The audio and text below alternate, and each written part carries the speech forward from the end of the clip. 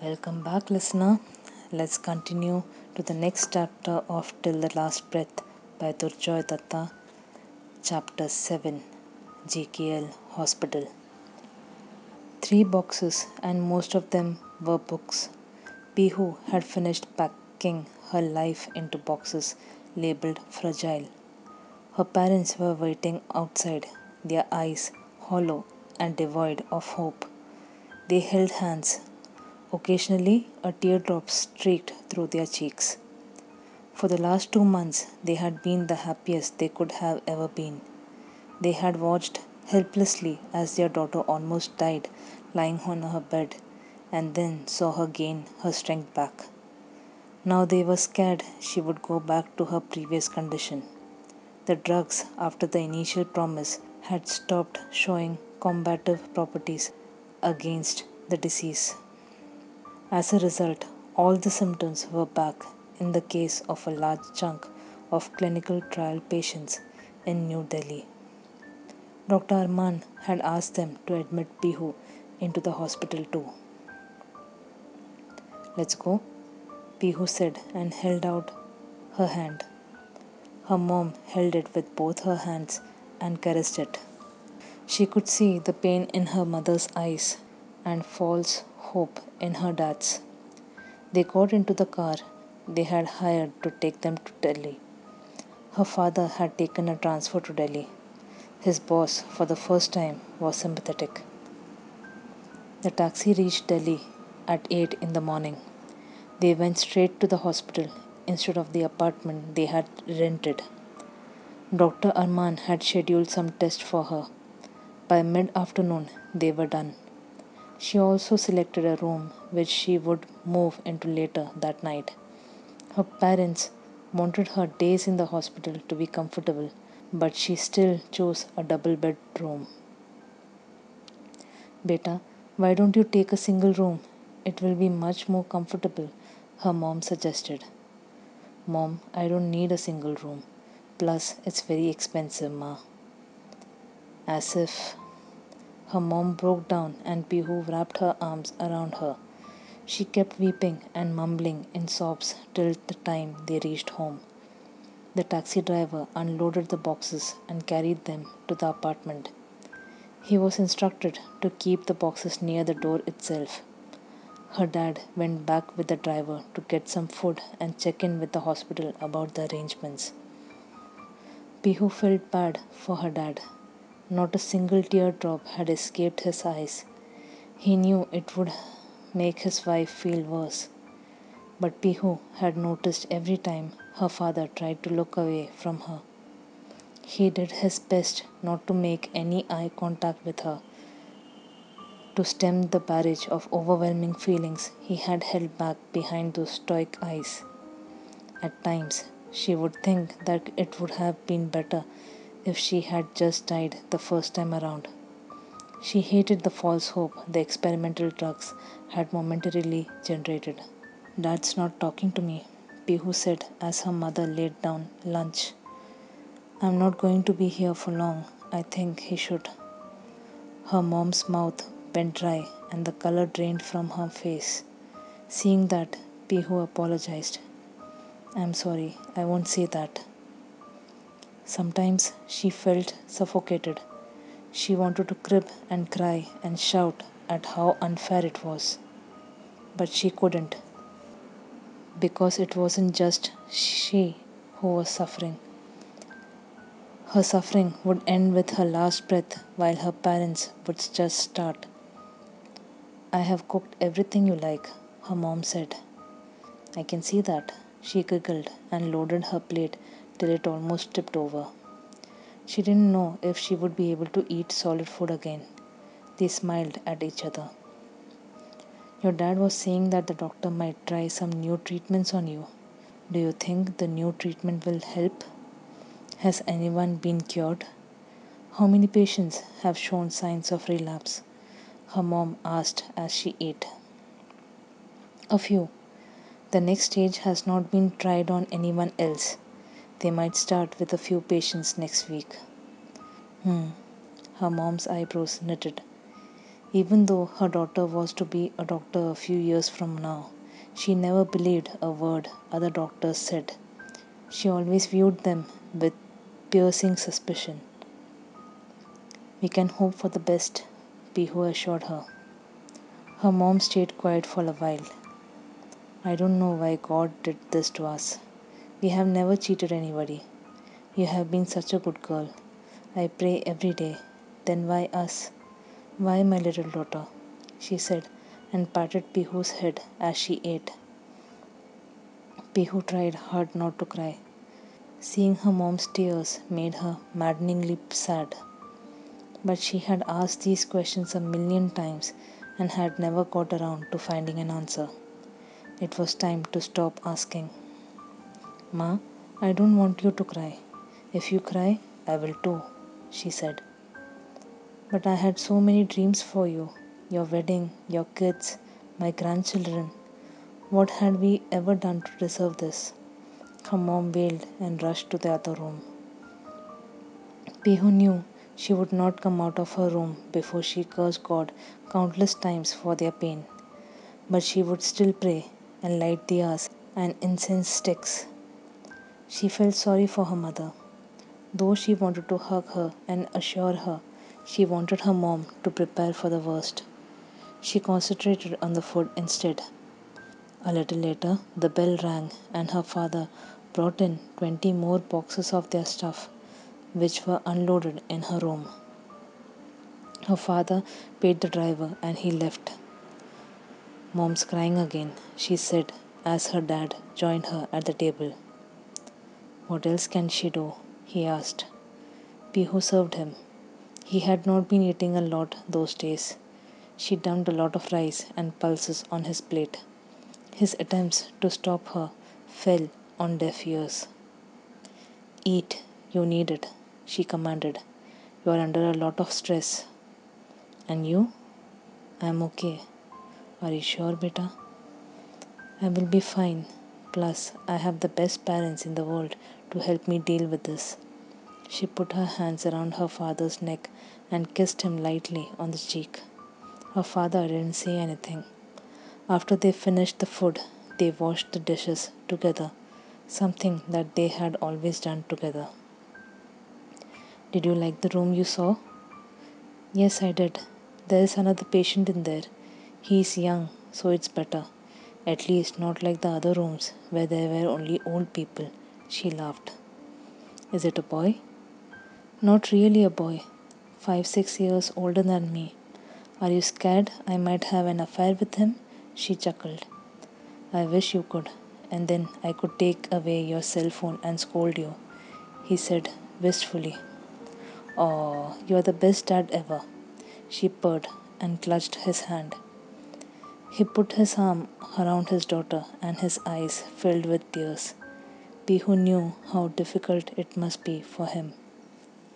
No matter how hard he tried, she could always see it. At least things were a little better now. She had got a second chance to live. Though she didn't know how long it would last, she still wanted to thank the doctor who had made it all possible. The taxi pulled over at GKL hospital. The 3 boxes were in the trunk of the car, sealed. Pihu got off the car without any help. She was feeling a little better. The hospital was made of red brick stone and was preposterously huge. One of the hospitals she could have worked in had she graduated. She was yet to meet her doctor, Arman Kashyap, and was dying to meet him. She stifled a giggle at her choice of words. He was the man with all the answers, and he was good looking too. They walked to the reception and filled up the elaborate patient admission and insurance forms. They were asked to wait so that the room could be prepared for her. Pihu was asked to accompany one of the nurses into a changing room. Unlike others, Pihu loved the stale, nauseating formaldehyde smell that hung around in a hospital. It smelled like a dream to her, a broken dream now. The nurse handed over a robe and pulled the curtains so that she could change. Tying the knots of her robe was a little difficult, as her fingers failed her. The nurse asked if she needed any help, and Pihu called her in. She felt naked and embarrassed as the nurse tied the knots behind her back. But she had been through much worse. Before she took the experimental drugs, she was used to a nurse bathing her and seeing her naked every day. "I am going to die," she said to the nurse and smiled. "Don't say that," the nurse replied. "No, I just said that because you might be the only one who will see me naked before I die. That is, apart from the other nurses who have seen me naked before. Why don't we have hot guys as nurses? I mean, I wouldn't mind that. Even you wouldn't, would you?" The nurse laughed, and Pihu laughed with her. "Shall we go?" the nurse asked. "Only if the knots are tight enough." "They are," she said. "Which ward do I need to take you to?" She picked up her chart and read out the room number 509. "Oh, seems like you have another patient with you in that room." "I know, I have met the guy," she said, and grabbed her crutches. She stopped by a few mirrors to look at herself and prayed that her robe wouldn't fall off. Even with the flimsy robe on, she felt as good as naked, as if everyone could see through it. The nurse offered her a wheelchair, but she refused. She staggered onto her crutches and walked to the elevator, which took her to the third floor. She didn't know how long it would be before she lost the strength to walk again. She walked towards room number 509. Hepatic encephalopathy. She read out the words written on the chart of the guy who was to be her roommate in her last dying days. "It's curable," she thought, "in most cases." "There," the nurse gestured. "I will set you up and call your parents." "Sure." She saw the guy again, Dushyant Roy. He was sleeping. She thought he looked gorgeous with his unruly hair, 4-day stubble, and carefree arrogance. He drinks, he smokes, probably does drugs too. Probably owns a bike and drives it really fast. Within minutes, she had imagined him as a bad boy straight out of old English movies, or more like Ajay Devgan with his legs in a 180-degree split on two Yamahas from the cult Hindi action movie Fool or Kate. In the 18 years before her disease was diagnosed, she had never looked at boys like a girl usually does. They were always classmates, not potential boyfriends.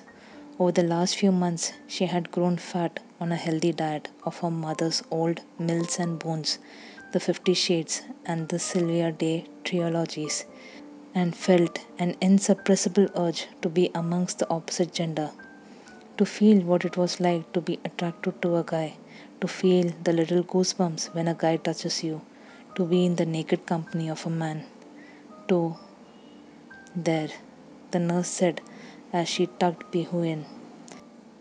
Pihu thanked the nurse, who asked her to push the button if she needed anything, and left. "It's not that bad," Pihu mumbled to herself. She fiddled with the controls of the bed. Up, down, stop, up, down, stop, up, down, up, down, stop. She giggled. "Can you stop?" the voice from the other side of the curtain said. It was hoarse and demanded attention. "Oh, Dushyant." She drew the curtain to the side and met his piercing gaze. "I am trying to sleep here," he grumbled. "You're not trying to sleep. It's a symptom of the disease you have. You will feel sleepy for the next month or two," she explained, her playful enthusiasm anachronous with the news she delivered. "Whatever. Will you just stop making that noise? It's annoying." "Hi, I am Pihu." She thrust her hand out. I don't need to know your name. I am leaving in a day or two," he said, and your voice is more annoying than the noise you are making earlier. Let's not make it any more difficult than it already is. Fine. By the way, you're not leaving in a day or two. Your liver is short. Your treatment is going to be long. So it's better if we become friends. She forced a smile on her face. I don't want to be friends with a kid. And mind your own business, he growled. He paused. Pihu waited for him to realize that they had met earlier. His eyes widened. Aren't you the Pihu? She stretched her hand out again for him to shake. Reluctantly, he shook it. Just then, her parents walked in with a few bags in their hands. Pihu felt Dushyant jerk his hand back and saw him bury his face in his pillow. Such beautiful eyes, Pihu thought to herself. Snap out of it, you pervert. Lately, the urge to be with a guy had peaked. She didn't want to die unkissed. Being a good girl for 19 years hadn't yielded anything. Maybe being bad would. Are you comfortable? Her mom asked. Is the air conditioning okay? Are you cold? I'm fine, Ma. She clutched her mom's withered hands. Her mother sat next to her, patted her forehead, and mumbled some terms of endearment she used to call her when she was a kid. Her father opened the bags, arranged the bottles, the books, and a couple of framed photographs from the 36 photos a reel days. I wish I had a brother. I always missed a sibling, she said as her eyes fell on the picture in the photo frame. It was from the time they had gone on a 10-day vacation of Dwaraka, Puri, to celebrate her 10th board examination results. She would never forget those 10 days of scrumptious food, parental pampering, sandy beaches, and long walks.